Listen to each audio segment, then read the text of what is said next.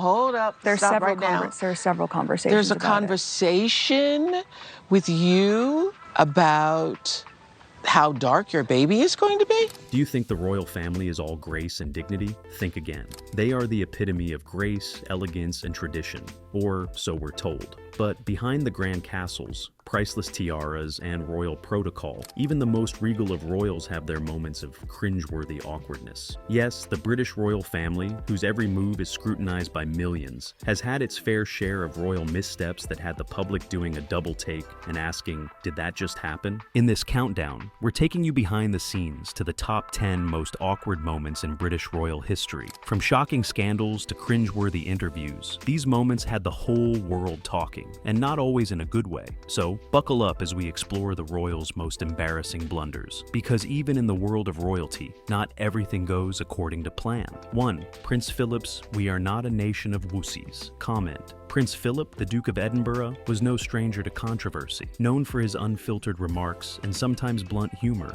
he was often a source of both admiration and, at times, embarrassment for the royal family. One of his most infamous and undoubtedly awkward moments came during a 2002 royal tour of Australia. While attending an official ceremony in Melbourne, Prince Philip made a comment that would become the talk of the nation. As part of a broader conversation about Australia's national identity, he boldly declared, "We are not a nation of wussies." The remark, intended to rally pride and convey strength, had the opposite effect. To many Australians, it seemed dismissive, patronizing, and out of touch with the modern, independent nation that Australia had become. The timing of the comment only added to the awkwardness. At the time, there was a growing movement within Australia for greater independence from the British monarchy, and Prince Philip's words seemed to undermine the very sentiments of those pushing for change. To make matters worse, the comment was widely reported in the media, sparking outrage across the country. So making blunt and sometimes very offensive comments was something the prince did all the time. Australian newspapers jumped on the story, with some editors calling it an example of imperial arrogance. It didn't help that Prince Philip's relationship with Australia had long been a bit strained. He had made other off-color remarks in the past, but this one seemed to strike a particularly raw nerve. The Australian public, many of whom had been advocating for a republic, felt that the comment was yet another example of the monarchy's outdated and out-of-touch attitudes. 2. Prince Harry and Meghan's Oprah interview, 2021. In 2021, Prince Harry and Meghan Markle made headlines around the world with an explosive interview on The Oprah Winfrey Show. What was initially expected to be a light-hearted chat about their new life in the US quickly turned into a bombshell revelation that would shake the very foundations of the British monarchy. I need to do this for my family. This is not a surprise to anybody. It's really sad that it's got to this point, but I've got to do something. The couple, who had stepped back from their royal duties in 2020, sat down with Oprah to discuss their experiences in the royal family. What followed was nothing short of a media earthquake. Meghan, in particular, shared deeply personal stories about her struggles with mental health, feeling unsupported by the royal family, and her isolation during her time as a senior royal. But it was the couple's allegations of racism within the royal family that truly left viewers stunned. Meghan revealed that a member of the royal family had raised concerns about the color of their unborn son's skin. And also concerns and conversations about how dark his skin might be when he's born. What? An accusation that, while not naming names, sent shockwaves around the world. They didn't want him to be a prince or a princess, not knowing what the gender would be, which would be different from protocol. Harry, though more measured in his comments, added his own frustrations about the lack of support for Meghan, particularly during her mental health battles. He also spoke about how the royal family's treatment of Meghan and their growing estrangement from the institution had taken a toll on their relationship. The interview was a direct and unprecedented challenge to the monarchy. Royals, who are often expected to remain silent or stay within the boundaries of decorum, had never before been so publicly criticized. The royal family, in particular, was left scrambling to respond. The palace issued a vague statement saying the issues raised would be addressed privately, but it was clear that the damage had already been done. The public was in shock, with many divided over who to believe. The controversy dragged on for weeks, and it changed the narrative of the monarchy for a new generation. Meghan's comments about feeling trapped in the royal system and Harry's subsequent revelations about his own struggles with his place in the family struck a chord with people around the world. But the interview was also a turning point in how the public public viewed the royals, especially in an age of media saturation, where everything from personal lives to family drama is dissected by the media. 3. The Fergie toe sucker scandal, 1992. When it comes to awkward royal moments, few can match the sheer cringeworthiness of the toe sucker scandal involving Sarah Ferguson, the Duchess of York, in 1992. Known for her vivacious personality and friendly public image, Fergie's life took a dramatic turn when photographs of her surfaced in the tabloids that would forever change how the public saw her. In these photos, taken while Fergie was still married to Prince Andrew, she was seen lounging by a pool in the south of France with her financial advisor, John Bryan. The scandalous images depicted Bryan sucking on Fergie's toes, a moment that was captured in the most intimate and bizarre of circumstances. The photos were released in the News of the World newspaper,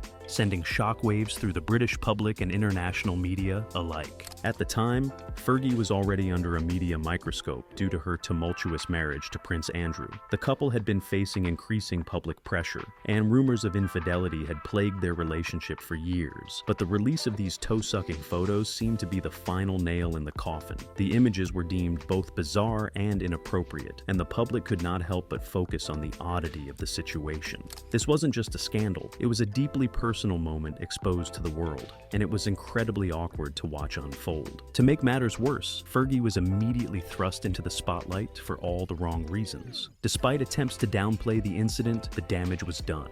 The photos became fodder for the media for weeks, with tabloids plastering them on front pages and fueling public ridicule. Fergie's personal life, already complicated by her struggles within the royal family, was now the subject of scorn and mockery. And not be able to say, you know, I never did it, I didn't do that, I didn't do this, because then everyone goes, oh yeah, really? The scandal also had serious consequences for her relationship with the royal family.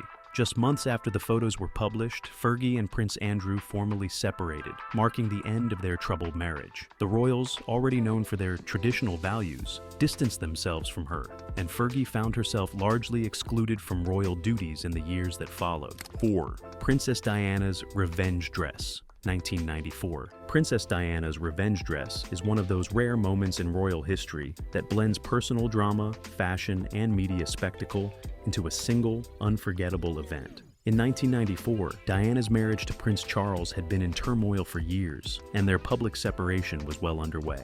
But it was the night of June 29, 1994, that would become one of the most iconic and awkward moments of her life. That evening, Charles gave a televised interview to the BBC's Panorama program, in which he admitted to committing adultery during his marriage to Diana. While the interview itself was deeply awkward, Charles's confession was awkwardly candid and only intensified public scrutiny. It was Diana's response that would steal the spotlight. Later that same night, Diana attended a party at the Serpentine Gallery in London, wearing one of the most talked about dresses in history. The dress was a striking black off-the-shoulder gown, designed by Christina Stambolian, which became known as Diana's revenge dress. It was the ultimate statement of personal empowerment and independence at a time when Diana was reasserting control over her own narrative. When she arrived at the event, the cameras went wild. Photographers went into a frenzy, snapping photos of Diana, who looked stunning, composed, and more confident than ever. The dress, which clung to her figure, was a bold choice, and it was clear that Diana was fully aware of the effect it would have. It was a calculated, deliberate move to show the world that she was no longer the victim of her broken marriage, but a woman with the power to command attention on her own terms. The timing of her appearance was perfect. The same night that Charles was publicly admitting to infidelity, Diana was stepping out in a dress that made it clear she had moved on. It was a masterstroke of public relations, but it was also an incredibly awkward moment for the royal family. The contrast between Diana's poise and the awkwardness of Charles's interview couldn't have been more stark. For Diana, the revenge dress became a symbol of her newfound independence, a public declaration that she would no longer play the role of the wronged wife. The media couldn't get enough of it, and the imagery of Diana in that dress, standing poised and confident in the midst of a royal crisis, was forever etched in the public consciousness. 5. Prince Charles and Camilla's Tampon Gate Scandal, 1993. In 1993, one of the most awkward and bizarre moments in royal history unfolded when a private phone call between Prince Charles and Camilla Parker Bowles was leaked to the press. The call, which was meant to be an intimate, personal conversation, turned into an international scandal that shocked the British public and made headlines around the world. The call, known as the infamous Tampon Gate scandal, was recorded by an amateur radio operator who intercepted the private conversation. The contents of the conversation were shocking, to say the least. In the exchange, Charles and Camilla were heard discussing their desire to be together, with Charles making a rather graphic and uncomfortable comment. In one particularly awkward moment, Charles joked about wanting to be reincarnated as Camilla's tampon. Yes, you read that right. He actually said, "Oh God, I'll just live inside your trousers or something. It would be much easier." The public reaction to this private moment was one of utter disbelief. The conversation, which was meant to be an expression of love, came off as deeply intimate and frankly inappropriate. The fact that it was leaked to the media added another layer of awkwardness, as the world was now privy to details of Charles and Camilla's relationship that were never meant to be shared. The British royal family, already under intense scrutiny due to Charles's tumultuous marriage to Princess Diana, found itself embroiled in yet another scandal. For Camilla, who was already seen as the other woman in Charles's marriage, the phone call added fuel to the fire. The affair between Charles and Camilla had been the subject of speculation for years, but this recording provided undeniable proof of their emotional connection. For Diana, the conversation was particularly painful, as it confirmed that Charles and Camilla had been romantically involved for much longer than previously thought. The timing couldn't have been worse, as the royal family was already struggling with the public fallout from Diana and Charles's separation. In the aftermath, the media went into overdrive. Tampon Gate became the subject of endless mockery, with the press and public alike fixated on Charles's awkward comment. The royal family, who were known for their stiff upper lips and unflappable public personas, found themselves in the midst of a scandal that was anything but dignified. While the leak was damaging to both Charles and Camilla, it also further cemented their bond. The couple eventually went on to marry in 2005, but at the time of the scandal, they were forced to navigate a very awkward public situation. Princess Anne's divorce from Captain Mark Phillips in 1992 is often considered one of the more awkward and dramatic moments in recent royal history, not just because of the personal nature of the split, but also because of how it exposed the British monarchy's struggle with public expectations around marriage and family. In the early 1990s, the British royal family was going through a particularly turbulent period. Princess Diana had separated from Prince Charles, and the Queen was facing growing scrutiny over the monarchy's relevance. Against this backdrop, Princess Anne and her husband, Captain Mark Phillips, also announced their divorce after 16 years of marriage. It was a particularly awkward moment because, at the time, divorce was still a relatively rare and controversial subject within royal circles. While royal marriages had been notoriously rocky, divorce was still seen as a scandalous event, especially for those representing the crown.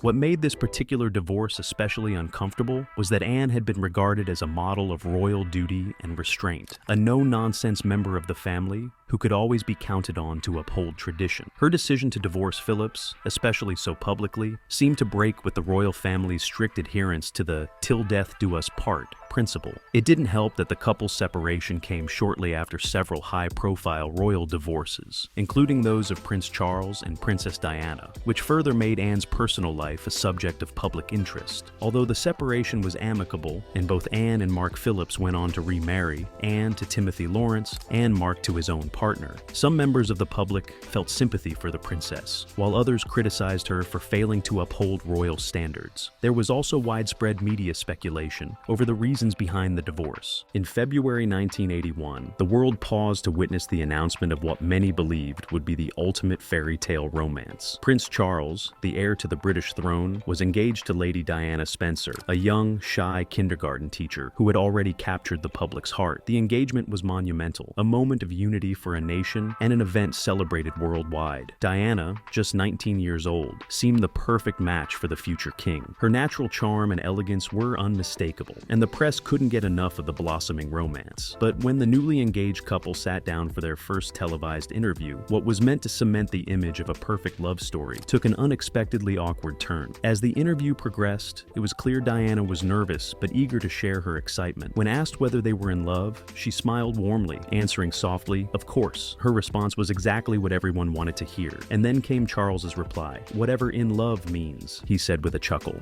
And I suppose in love. Of course. Whatever in love means. For a moment, it was as though time froze. The audience, both in the room and at home, were left shocked. The comment baffled many and struck a discordant note. It wasn't what the world expected from a prince announcing his engagement, and while Diana smiled through it, observers couldn't help but wonder if it hinted at deeper tensions in their relationship. Charles's comment, though awkward, wasn't entirely out of character. He had always been a cerebral, introspective figure. His view of love may have been shaped by his royal upbringing, a world where duty often overshadowed personal desires. But for Diana, whose understanding of love was likely simpler and more heartfelt, the remark might have felt out of place, even hurtful. In later years, Diana would reflect on their courtship and engagement, admitting it was a time filled with uncertainty. While the public saw the dazzling smiles and the iconic sapphire ring, behind the scenes, cracks were beginning to form. Despite this, the engagement pressed on. The royal wedding would become one of the most watched events in history, and for a time, the fairy tale seemed real. But as we now know, that moment in the interview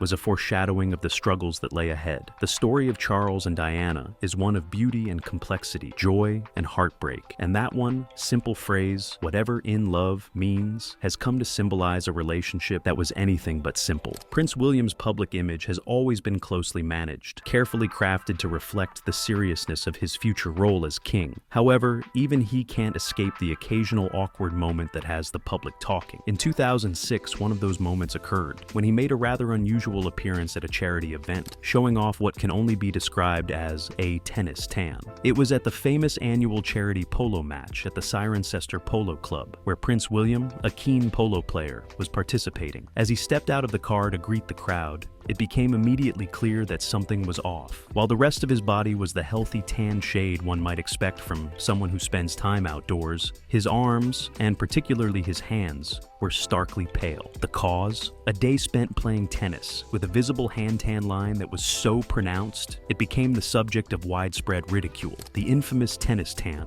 was the talk of the event, with tabloids and social media lighting up over the fashion fail. It's one of those moments that, despite its relative triviality, went viral because it was so relatable. The awkwardness wasn't just in the tan, though. It was in the fact that the image of a future king looking unkempt, with his skin tone resembling a mismatched patchwork quilt, was quickly immortalized by the press. For royals who are used to being polished to perfection, this slip-up provided a rare moment of humanity. Prince William, despite his polished image, looked like any other person who had spent a little too much time outside without thinking about the consequences. Prince Andrew's Caroline Flack interview, 2019. In 2019, Prince Andrew found himself at the center of one of the most cringe-worthy and controversial royal moments in recent years, when he sat down for a highly publicized interview with the BBC's Emily Maitlis. The interview, aired as part of the BBC's Newsnight, was intended to address allegations surrounding his association with convicted sex offender Jeffrey Epstein. What followed was a disastrous and uncomfortable conversation that left viewers cringing and the royal family facing intense public backlash. The interview, which was meant to clear Prince Andrew's name and restore his reputation, ended up doing the exact opposite. Instead of offering a convincing defense, Prince Andrew's responses were bizarre, stilted, and often difficult to follow. At one point, he claimed that he had no memory of meeting Virginia Giuffre, who had accused him of sexual abuse when she was a teenager. His denial seemed to contradict known facts, including a widely circulated photograph of him with his arm around Giuffre, taken in 2001.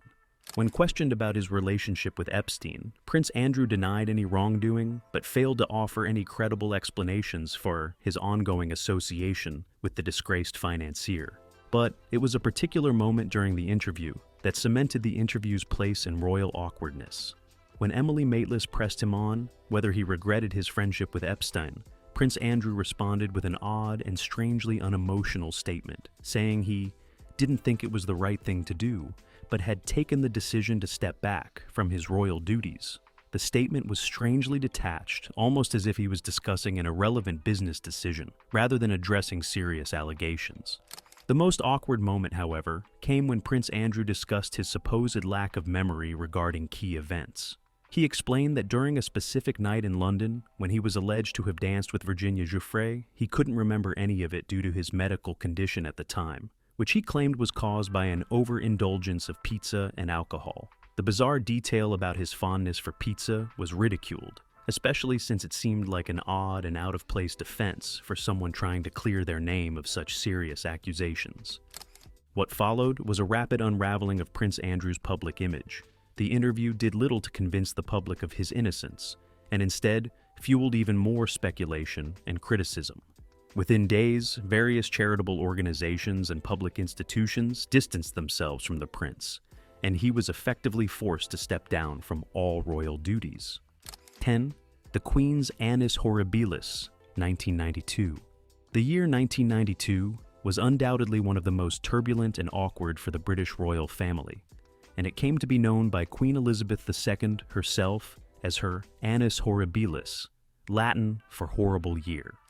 In a speech to mark her Sapphire Jubilee, the Queen described the year as one of the most difficult in her reign, and it's easy to see why. It all began with the collapse of the marriages of 3 of her children, Prince Charles and Princess Diana, Princess Anne and Captain Mark Phillips, and Prince Andrew and Sarah Ferguson.